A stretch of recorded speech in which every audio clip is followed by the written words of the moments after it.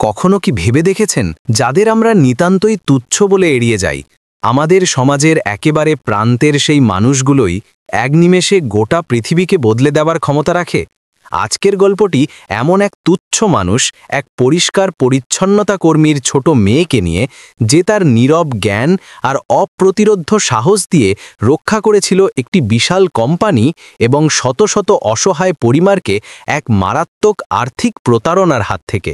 বন্ধুরা এবং আমাদের চ্যানেলে আপনাদের আন্তরিক স্বাগত। এই গল্পটি আমাদের ছোট্ট বন্ধু দিয়ার, যার 12 বছরের মস্তিষ্কে লুকিয়েছিল এমন গভীর জ্ঞান যে সে এক মুহূর্তেই থামিয়ে দেয় 5,000 কোটি টাকার এক জালিয়াতি। দিয়া ছিল সমাজের চোখে অদৃশ্য, কিন্তু তার কান ছিল খুব সজাগ। সে এমন একটি ভাষা বুঝত যা তার চারপাশের কেউই বুঝতে পারত না। সেই ভাষাতেই সে শুনে ফেলেছিল এক ঘৃণ্য ষড়যন্ত্রের বীজমন্ত্র, যার পরিণাম হতে পারত অসংখ্য মানুষের স্বপ্নভঙ্গ। চলুন শুরু করা যাক সেই অসাধারণ কাহিনী। মিস্টার ইউসুফ তার বিশাল অফিসে দাঁড়িয়েছিলেন। তার 5 লক্ষ টাকার স্যুট ঝলমল করছিল এবং তার কণ্ঠস্বর রাগে ভরা ছিল। সেখানে পাশে 12 বছরের ছোট মেয়ে দিয়া সেন চুপচাপ তার ডাস্টবিন পরিষ্কার করছিল। তার ছোট আঙুলগুলি প্লাস্টিকের লাইনারটি শক্ত করে ধরেছিল। সে শুধু চেয়েছিল যে তাকে যেন কেউ দেখতে না পায়। মিস্টার ইউসুফ ডাস্টবিনটিতে একটি লাথি মারলেন এবং সমস্ত কাগজ মার্বেলের মেঝেতে ছড়িয়ে পড়ল। তিনি তার সহকারীকে মধ্যপ্রাচ্যের ভাষায় বললেন যে এই নোংরা মেয়েটা পরিচারিকার অকেজো মেয়ে। সহকারী হেসে বলল যে এই মেয়েটি তার বাদর সদৃশ্য মায়ের মতোই বকা। মিস্টার ইউসুফ দিয়ার কবজি ধরলেন এবং তার দামি আংটিগুলি তার পাতলা ত্বকে বিঁধে গেল। তিনি মধ্যপ্রাচ্যের ভাষায় তাকে জিজ্ঞাসা করলেন যে সে কি কিছু বুঝতে পারে এবং তাকে অশিক্ষিত বললেন। দিয়া ওপরে তাকালো, তার গভীর চোখগুলি তার দিকে দেখল, কিন্তু সে কিছু বলল না। সে শুধু মেঝেতে ছড়িয়ে পড়া কাগজগুলি তুলতে লাগল। মিস্টার ইউসুফ তাকে ধাক্কা দিলেন এবং বললেন যে এই লোকেরা বোকা। আমরা 5,000 কোটি টাকা চুরি করে নেব এবং এই আবর্জনা আমাদের পরিষ্কার করতে থাকবে। তিনি তার দামি স্যুটটি ঠিক করলেন এবং দিয়া যে কাগজগুলি এইমাত্র তুলেছিল সেগুলির উপর পা রেখে চলে গেলেন। কিন্তু তিনি জানতেন না যে সেই অকেজো মেয়েটি তার প্রতিটি কথা, প্রতিটি অপমান এবং তাদের পুরো ভুল পরিকল্পনার প্রতিটি ছোট জিনিস বুঝতে পেরেছিল এবং ঠিক 72 ঘন্টার মধ্যে সেই জ্ঞান ব্যবহার করে সে তাদের পুরো কোম্পানিকে শেষ করে দেবে।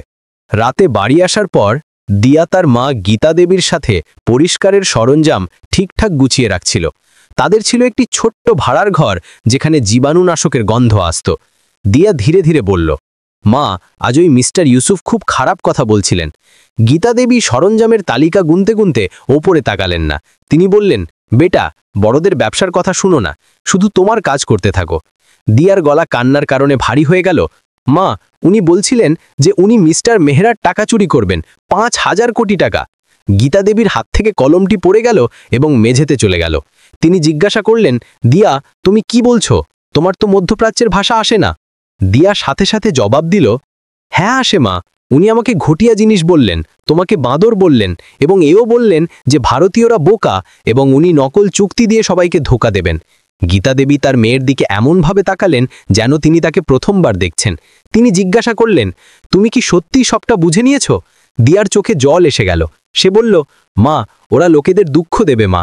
ওরা যে বাড়ি তৈরির প্রকল্পের কথা বলছিল সেটাই সেই প্রকল্প যেখানে করিম ভাইয়ের পরিবার ঘর পাওয়ার কথা ছিল, যেখানে সব গরিব শিশুরা প্রথমবার তাদের নিজের ঘর পেত। গীতা দেবী একটি উল্টানো বালতির ওপর বসে পড়লেন এবং তার হাত কাঁপছিল। তিনি জানতেন যে তিনি যদি কিছু বলেন তাহলে তার চাকরি চলে যাবে, তার স্বাস্থ্য বীমা সব চলে যাবে। কিন্তু যখন তিনি তার মেয়ের দৃঢ় প্রতিজ্ঞার মুখ দেখলেন তখন তিনি তাতে আগুন সদৃশ্য বিচক্ষণতা দেখতে পেলেন। তিনি জিজ্ঞাসা করলেন, উনি ঠিক কি বলেছিলেন বেটা? দিয়া একটি দীর্ঘ নিঃশ্বাস নিল এবং বলল যে উনি বলেছিলেন যে যদি সোমবারের মধ্যে তাদের আটকানো না হয় তাহলে অনেক দেরি হয়ে যাবে। পরের দিন সকালে গীতা দেবী তার অফিসের ইউনিফর্মে ছিলেন এবং দিয়া তার পিছনে স্কুলের ব্যাগ ও জুতোয়। নিরাপত্তারক্ষী তাদের থামিয়ে দিল এবং বলল যে ম্যাডাম, মিস্টার মেহরা আপনাকে আসার অনুমতি দেননি। কিন্তু ডেভিড মেহরার কণ্ঠস্বর তাদের অফিসের দরজা থেকে এলো যে, কোনো ব্যাপার না মিসেস দেবী, সব ঠিক আছে তো? এত সকালে এসেছ? গীতা দেবী পরিচারিকার কাপড়টি তার হাতের জোরে চেপে করলেন।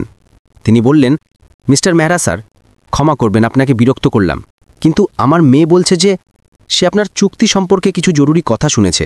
ডেভিড মেহরা দিয়ার দিকে তাকালেন, যে তার মায়ের পিছনে একটু লুকিয়েছিল। তিনি জিজ্ঞাসা করলেন, আপনার মেয়ে, আপনারা দুজনেই ভেতরে আসুন।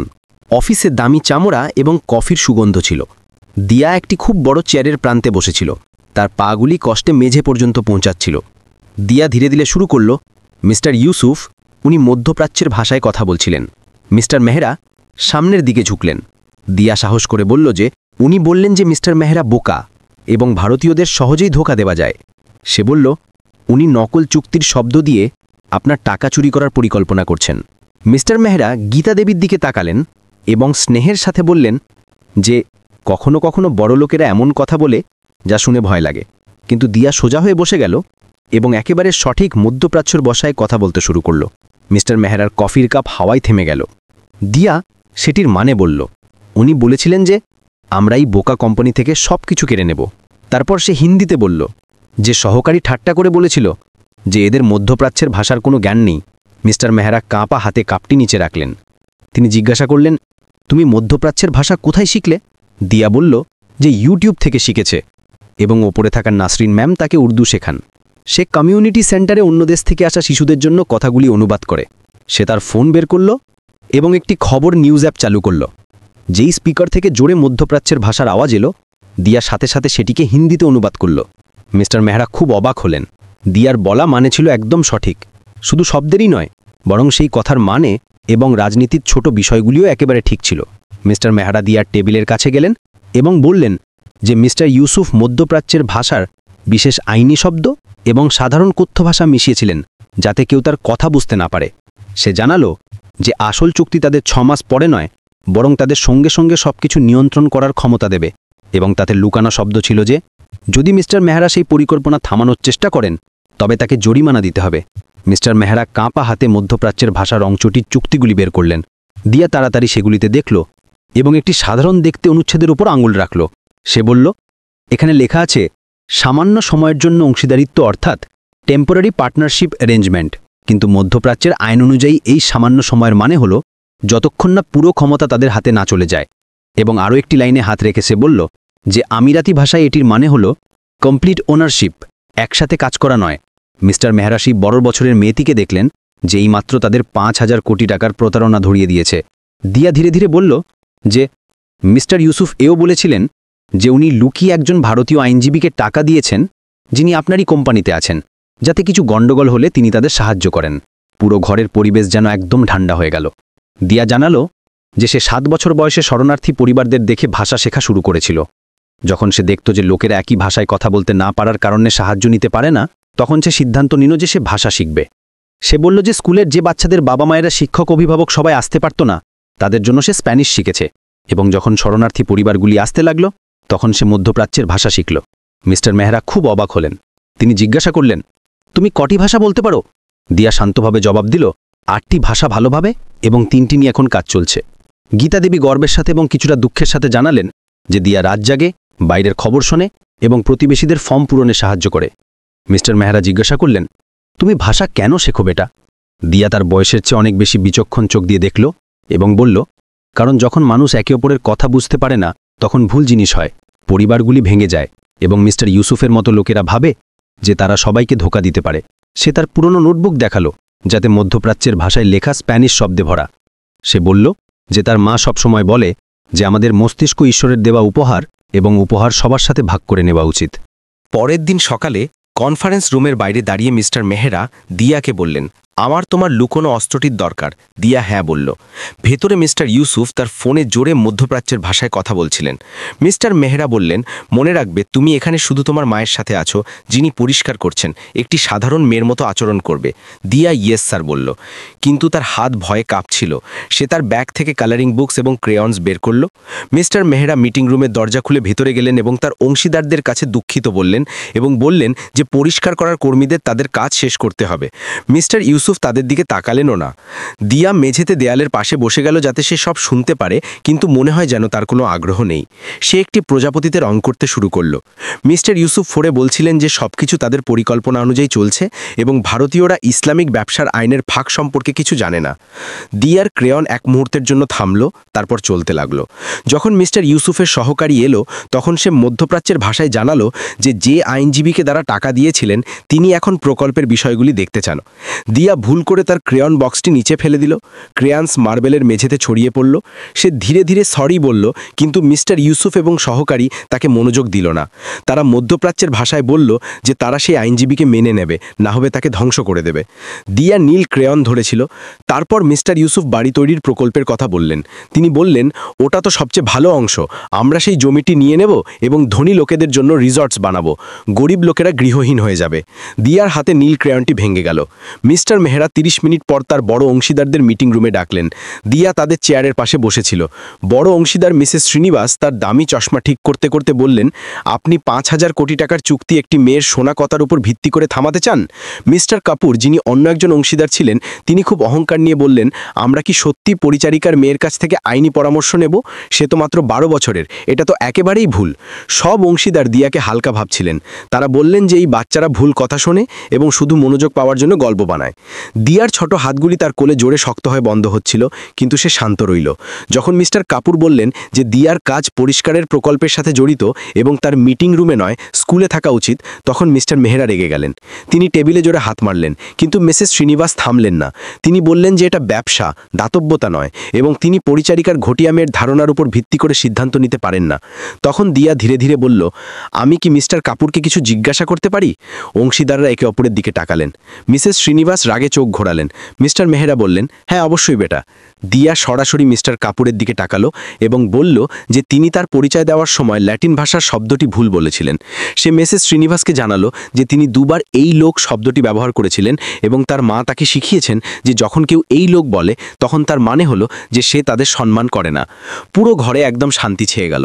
মিস্টার মেহরা মুচকি হেসে বললেন, তো আমরা কি ওর মধ্যপ্রাচ্যের ভাষার পরীক্ষা নেব, নাকি আপনারা মেনে নিয়েছেন যে বিচক্ষণতার জন্য বয়সের কোনো শর্ত হয় না? পরের মিটিং শুরু হওয়ার 45 মিনিট আগে মিস্টার মেহরা সব অংশীদারদের দিয়ার সাথে পরিচয় করিয়ে দিলেন।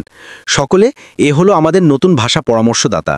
দিয়া তার ট্যাবলেট বের করলো এবং দেখালো যে সে একটি সহজ ড্রয়িং অ্যাপ ব্যবহার করবে এবং সংকেতে লাল চিহ্নের মানে মিথ্যা, নীল চিহ্নের মানে জরুরি তথ্য এবং সবুজ চিহ্নের মানে সত্য। সবচেয়ে বেশি সমালোচনা করা মিস্টার কাপুরকেও এটা মানতে হলো যে এটা ভালো এবং কঠিন পরিকল্পনা।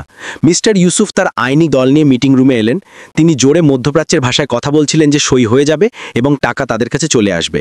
দিয়া ট্যাবলেটে প্রজাপতিতে রং করতে থাকলো, কিন্তু মিস্টার মেহরার ফোনে লাল চিহ্ন চলে এলো। মিস্টার মেহরা উষ্ণভাবে স্বাগত জানালেন এবং মিস্টার ইউসুফ বললেন যে শর্তগুলি তাদের কোম্পানির জন্য আরও ভালো লাগছে। তিনি সেগুলিকে চেক করছিলেন। নীল চিহ্ন পাঠালো। মিস্টার মেহরা আরাম করে বললেন যে শর্তগুলি ঠিক আছে, 50-50-এর অংশীদারিত্ব। মিস্টার ইউসুফের সহকারী মধ্যপ্রাচ্যের ভাষায় বলল যে মনে হচ্ছে এদের লুকানো নিয়ম সম্পর্কে জানা নেই। নীল চিহ্ন আবার এলো। মিস্টার মেহরা বললেন, কিন্তু আমি ধারা 47B আবার এঁকতে চাইব, যা ছোট কোম্পানির পরিচালনার পদ্ধতি। মিস্টার ইউসুফের মুখটা একটু নড়ে উঠল। লাল চিহ্ন, নীল চিহ্ন, লাল চিহ্ন ক্রমাগত আসতে লাগলো।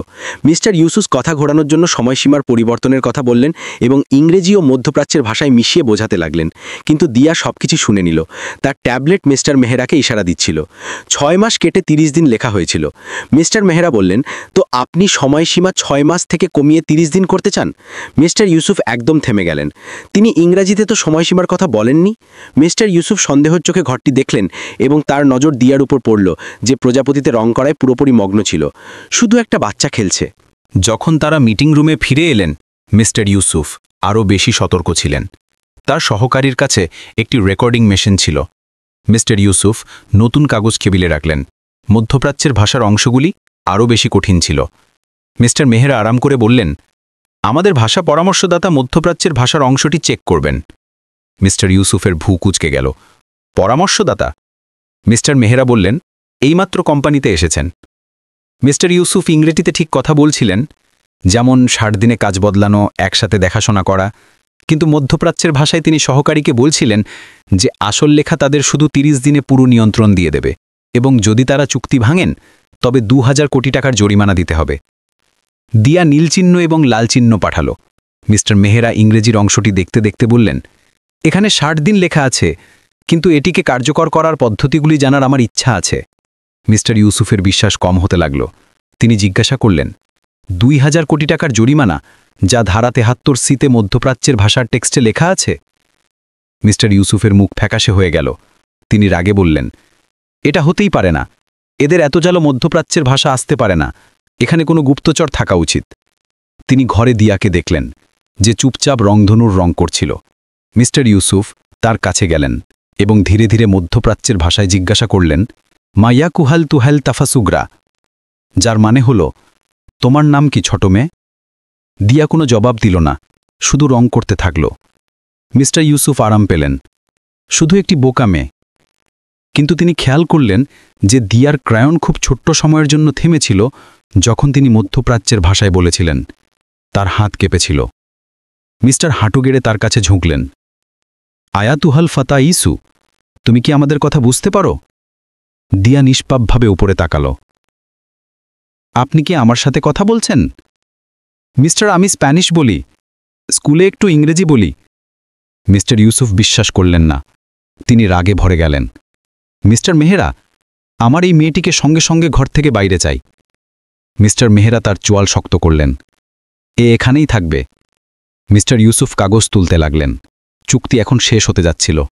মিস্টার মেহরা দিয়ার দিকে তাকালেন এবং তারপর সাহস করে বললেন, দিয়া, কি তুমি মিস্টার ইউসুফকে মধ্যপ্রাচ্যের ভাষায় বলবে যে তুমি 2000 কোটি টাকার পেনাল্টি ক্লজের নিয়ম সম্পর্কে কি শুনেছ? পুরো ঘর শান্ত হয়ে গেল। মিস্টার ইউসুফের মুখ একেবারে সাদা হয়ে গেল। দিয়া দাঁড়ালো। সে মিস্টার ইউসুফের চোখে তাকালো এবং একদম পরিষ্কার মধ্যপ্রাচ্যের ভাষায় কথা বলল। সে বলল যে সে শুনেছে যে আসল লেখা তাদের শুধু 30 দিনে পুরো নিয়ন্ত্রণ দিয়ে দেবে এবং যখন ভারতীয়রা চুক্তি ভাঙার চেষ্টা করবে তখন তাদের 2000 কোটি টাকার জরিমানা দিতে হবে। মিস্টার ইউসুফ এমনভাবে পিছনে সরে গেলেন যেন তিনি আঘাত পেয়েছেন। দিয়া পুরো ঘরের দিকে খুব আত্মবিশ্বাসী ইংরেজিতে কথা বলল। সে জানালো যে মিস্টার ইউসুফ তাকে আবর্জনা, অশিক্ষিত এবং তার মাকে বাঁদর বলেছিলেন। কিন্তু অপমানের চেয়েও খারাপ কথা এটিই ছিল যে তিনি 5000 কোটি টাকা চুরি করে গরিব লোকেদের জন্য তৈরি বাড়ি তৈরির প্রকল্প ভেঙে দামি বিলাসবহুল রিসর্টস বানাতে চেয়েছিলেন। মিস্টার ইউসুফের সহকারী দরজার দিকে দৌড়ালো, কিন্তু নিরাপত্তা দল তাকে ধরে ফেলল। দিয়া তার ট্যাবলেট বের করল এবং বলল, এবং শুনুন, আমি সবকিছু রেকর্ডও করেছি। সে স্ক্রিনে আঙুল রাখল। মিস্টার ইউসুফের মধ্যপ্রাচ্যের ভাষায় বলা কণ্ঠস্বর ঘরে শোনা যেতে লাগল এবং স্ক্রিনে ইংরেজিতে তার সাবটাইটেল চলছিল। আমরা এই বোকা কোম্পানি থেকে সবকিছু চুরি করে নেব। এই জায়গার গরিব লোকেরা গৃহহীন হয়ে যাবে। মিস্টার মেহরা চুক্তি সঙ্গে সঙ্গে বাতিল করে দিলেন এবং সিবিআই এবং আন্তর্জাতিক কর্তৃপক্ষকে জানানোর কথা বললেন। দিয়া মিস্টার ইউসুফের কাছে গেল। সে বলল, মিস্টার ইউসুফ, আপনার মনে আছে যখন আমি আপনার ডাস্টবিন পরিষ্কার করছিলাম তখন আপনি আমাকে কি কি বলেছিলেন? আপনি আমার কবজি এত জোরে ধরেছিলেন যে দাগ পড়ে গিয়েছিল। সে তার ছোট হাতটি উপরে তুলল। কিন্তু আপনি জানেন মজার কথা কি? যখন আপনি ভাবছিলেন যে আমি অকেজো, আমি 5000 কোটি টাকা বাঁচাচ্ছিলাম এবং অনেক পরিবারকে গৃহহীন হওয়া থেকে আটকাচ্ছিলাম। মিস্টার ইউসুফ একটি চেয়ারে পড়ে গেলেন। তার কোম্পানি শেষ হয়ে গিয়েছিল। মিস্টার মেহরা দিয়ার কাঁধে হাত রাখলেন এবং অংশীদারদের বললেন, মহিলা ও ভদ্র মহোদয়গণ, ইনি হলেন ডক্টর দিয়া সেন, আইন ইতিহাসের সবচেয়ে ছোট চিফ ভাষা পরামর্শদাতা। মিসেস শ্রীনিবাস, যিনি তাকে পরিচারিকার মেয়ে বলেছিলেন, চোখে জল নিয়ে দাঁড়িয়ে বললেন, দিয়া, আমি জানি না আমি তোমার কাছে কিভাবে ক্ষমা চাইব। তুমি এক সকালে যতটা সাহস দেখিয়েছ ততটা আমি আমার পুরো কর্মজীবনে দেখাইনি। মিস্টার মেহরা অফিসিয়াল ডকুমেন্ট বের করে বললেন যে দিয়া সেন এখন যুব চিফ ভাষা পরামর্শদাতা। সে পুরো পড়াশোনার খরচ পাবে, তার নিজের অফিস এবং এত টাকা পাবে যতটা সে কোম্পানিকে সাহায্য করেছে। গীতাদেবীর চোখে খুশির অশ্রু ছিল যখন মিস্টার ইউসুফ শেষবারের মতো মিনতি করলেন যে তার বাচ্চাদের জন্য তাকে মাফ করে দেওয়া হোক। দিয়া বেদনা দেখালো। সে বলল যে সে আশা করে যে তাদের বাচ্চাদের কখনো যেন কেউ না বলে যে তারা অকেজো। কিন্তু সে মিস্টার ইউসুফকে স্পষ্টভাবে মানা করে দিল, কারণ তিনি গরিবদের ঘর চুরি করার চেষ্টা করেছিলেন। 1 বছর পর দিয়া 13 বছরের হয়ে গিয়েছিল এবং তার নিজের অফিস ছিল। নেম প্লেটে লেখা ছিল doctor Diya Sen, chief youth linguistic consultant. সে 5টি আলাদা ভাষায় কাগজ চেক করছিল এবং পাশে তার কঠিন অঙ্কের হোমওয়ার্ক খোলা ছিল। সে ডেভিড মেহরার মেয়ে প্রিয়াকে মধ্যপ্রাচ্যের ভাষায় বলল, ওহিব্বু কুলাতা আলকাদাম, যার মানে হলো আমারও ফুটবল ভালো লাগে। তারা দুজনেই অফিসের কার্পেটে বসে হাসছিল। গীতা দেবীও এখন কমিউনিটি আউটরিচে ডিরেক্টর হয়ে গেছেন। ফাউন্ডেশন দিয়ার নামে পড়াশোনার জন্য স্কলারশিপ শুরু করেছে। সেই মিটিং রুমেই যেখানে দিয়াকে একবার ঘটিয়া জিনিস বলা হয়েছিল, সে স্টেজে দাঁড়িয়েছিল। সে বলল, 1 বছর আগে একজন খুব শক্তিশালী মানুষ আমাকে দেখেছিল এবং সে আমার মধ্যে কিছুই দেখেনি। সে ভেবেছিল যে আমি খুব ছোট, খুব গরিব, খুব আলাদা, তাই আমি জরুরি নই। সে ভুল ছিল। দিয়া স্কলারশিপ পাওয়ার লোকেদের দিকে দেখল এবং বলল, সবচেয়ে কঠিন কাজ এই নয় যে আপনি এটি প্রমাণ করুন যে আপনি বুদ্ধিমান। সবচেয়ে কঠিন কাজ এটি হলো যে আপনি নিজের ওপর বিশ্বাস করুন যখন সবাই আপনাকে আটকাচ্ছে। সে সব মানুষের সাথে কথা বলল। তো পরের বার যখন আপনি কাউকে অফিস পরিষ্কার করতে দেখবেন, তখন ভাবুন যে সে কটা ভাষা বলতে পারে। যখন আপনি কোনো বাচ্চাকে কোনায় চুপচাপ বসে থাকতে দেখবেন, তখন ভাবুন যে সে কি ভাবছে। এবং যখন কেউ আপনার থেকে আলাদা হয়, তখন ভাবুন যে সে আপনাকে কি শেখাতে পারে। দিয়া মুচকি হাসল। সে বলল, কারণ সত্যি কথা এটি হলো যে প্রতিভা দামি স্যুট পরে না, বিচক্ষণতার জন্য কলেজের ডিগ্রির দরকার হয় না, এবং আপনি কতটা জরুরি এটি আপনার বেতনের আকার থেকে জানা যায় না। সে ক্যামেরার দিকে তাকালো। তো আমি আপনাকে জিজ্ঞাসা করছি, হ্যাঁ, আপনি যিনি এই ভিডিওটি দেখছেন, আপনি আগামীকাল কি আলাদা করবেন? আপনি কি এমন একজন মানুষকে দেখবেন যাকে আপনি সবসময় উপেক্ষা করে দেন? আপনি কি তাদের লুকানো শক্তি দেখবেন? সে শেষবারের মতো থেমে বলল, কারণ পৃথিবীতে কোথাও না কোথাও আরও একটি বাচ্চা আমার মতো চুপচাপ কোনায় বসে আছে, যে সবচেয়ে বেশি বোঝে, এবং সে আপনার দেখার জন্য অপেক্ষা করছে। তাদের আর বেশি দেরি করাবেন না।